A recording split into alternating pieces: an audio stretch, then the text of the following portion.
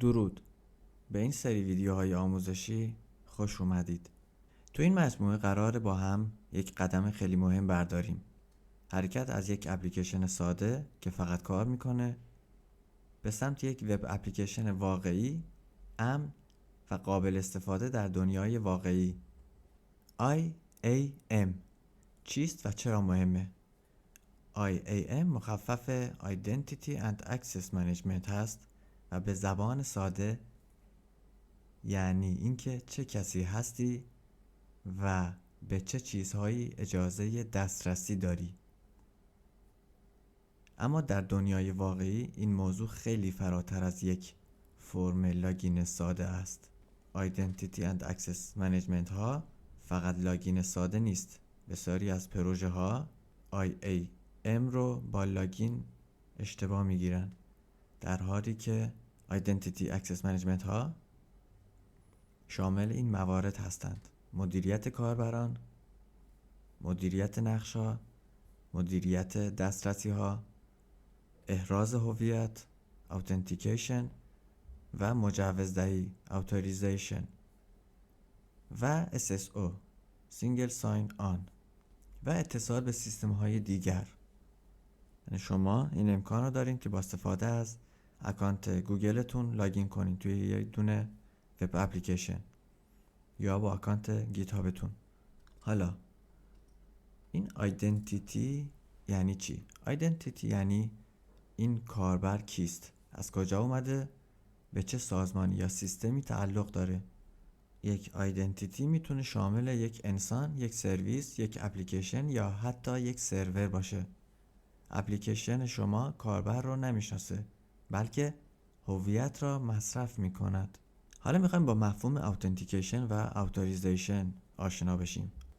مفهوم اوتنتیکیشن و اوتوریزیشن. اوتنتیکیشن میگه آیا واقعا این کسی که میگوید هست؟ برای مثال رمز عبور، وان تایم پسورد یا OTP به اختصار، SSO سینگل ساین آن، بیومتریک که در واقع شامل شناسایی تصویر و مفهوم اوتوریزیشن. حالا که وارد شد اجازه دارد چه کارهایی بکند. در واقع نگاه میکنه ببینه که کاربر چه نوع پرمیشن هایی داره. برای مثال دیدن صفحه ادمین، ویرایش داده ها، یا فقط میتونه اطلاعات رو بخونه. حالا Identity and Access Management هر دوی اینها رو پوشش میده. همه با یک هویت واحد کار میکنن. این همان SSO است. IAM ها یا Identity Access Management ها در دنیای واقعی به این صورت هستند که در شرکت های واقعی یک سیستم IAM مرکزی وجود داره. تمامی سرویس ها به آن اعتماد میکنند. هیچ اپلیکیشنی خودش پسورد رو نگه نمیداره. مثلا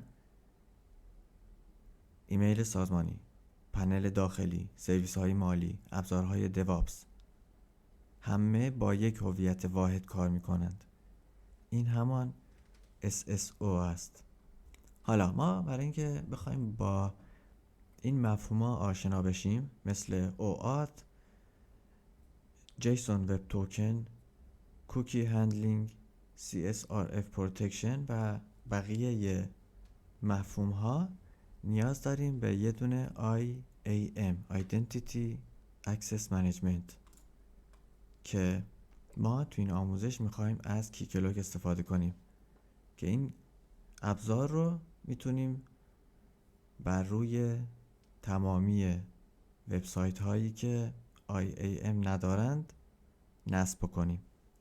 مثلا فریمورک جنگو خودش یه دونه IAM به همراه خودش داره هنگامی که نصب میشه، ولی برای مثال فریمورکی مثل ناکست و یا نکست یا به خودی خود سیستم IAM ندارن و باید یه دونه ایجاد بکنیم که حالا کیکلوگ یک دونه IAM اوپن سورس است و من این سیستم رو برای یک پروژه ناکست ایجاد کردم و اومدم کیکلوگ رو به وبسایتم متصل کردم.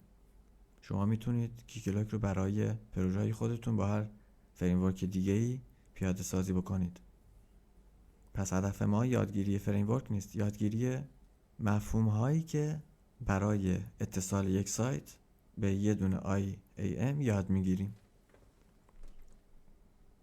خب من اینجا به محضی که وارد URL بشم ریدایرکت میشم به یه دونه مسیر دیگه که من رو موظف میکنه که لاگین بکنم. زمانی که من لاگین میکنم کلیک میکنم اینجا یه دونه فرم لاگین میبینیم که من یوزر پسورد رو میزنم و وارد سایت میشم. پس قبل از اینکه من لاگین بکنم دسترسی ندارم به سایت و وارد پروفایل که میشیم میبینیم که اطلاعات یوزرمون مشخص است. یه دونه اکسس توکن داریم که اکسپایر میشه تو این تاریخ، یه دونه رفرش توکن داریم. اگر نیاز بود که کاربر بیشتر از اون زمانی که مشخص شده درون سایت بمونه، ما یه دونه رفرش توکن داریم که در واقع سشن کاربر رو تمدید میکنه. پس ما با مفهوم سشن هم آشنا میشیم تو این دوره به شدت جذاب. و زمانی که شما مفهوم IAM، کوکی، سشن و Open ID Connect، OAuth، Authentication، Authorization، SSO، این مفاهیم رو به خوبی یاد بگیرید میتونید تمامی اونها رو روی انواع پروژه ها پیاده سازی کنید. پس یک بار این موضوع رو یاد میگیریم برای همیشه. برنامه نویسی که تخصصش طراحی سایته باید با تمامی این مفهوم‌ها آشنا بشه. خب حالا چه اتفاقی میفته؟ ما اومدیم لاگین کردیم. اینجا کیکلاک برای ما یه دونه UI در نظر گرفته، یه دونه داشبورد که ما اینجا میتونیم کاربرها و در واقع پرمیشن ها یا رول ها رو مدیریت بکنیم. و زمانی که کاربر لاگین میکنه ما اینجا میتونیم توی بخش سشن ها در واقع سشنش رو ببینیم که یه دونه سشن جدید ایجاد کرده و اینجا میتونیم بهش دسترسی بدیم، میتونیم پسورد براش ست بکنیم. در واقع میتونیم گروهی از رول ها رو بیایم تعریف کنیم و به یه دونه کاربر بدیم که قبلتر گفتیم یک کاربر یا یه دونه آیدنتیتی. پس با این واژه‌ها باید آشنا بشیم. اینجا مفهوم کاربر یک مقداری متفاوته. میگیم آیدنتیتی بعضی وقتا میتونه کاربر باشه، میتونه یک انسان باشه. در واقع کاربر کیه؟ کاربر میتونه بعضی وقتا یک انسان باشه، میتونه یک سرویس باشه که نیاز داره به یک دسترسی که برای مثال بتونه یک API رو کال بکنه. پس ما اینجا میتونیم دسترسی بدیم به یه دونه آیدنتیتی یک انسان میتونه باشه، یک سرویس میتونه باشه، یک اپلیکیشن یا حتی یک سرور.